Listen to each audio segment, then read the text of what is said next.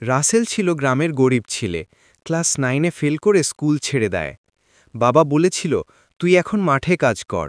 কিন্তু রাসেল একদিন চায়ের দোকানে শুনে গেল কেউ নাকি মোবাইল দিয়ে ইউটিউবে ভিডিও বানিয়ে টাকা আয় করছে। সেদিন থেকেই তার মাথায় আগুন ধরল। একটা পুরনো ফোন নিয়ে সে ইউটিউবে ভিডিও বানাতে লাগল, কিভাবে মোবাইল দিয়ে ডিজাইন করা যায়, ভিডিও এডিট করা যায়। প্রথম দিকের ভিডিওতে কেউ দেখত না, বন্ধুবান্ধব হাসত, বলতো তুই পাগল হয়েছিস। কিন্তু রাসেল থামেনি। রাতে সবাই ঘুমোলে সে শিখত। একদিন বিদেশি এক ক্লায়েন্ট ওর ডিজাইন দেখে বলল, I will hire you again.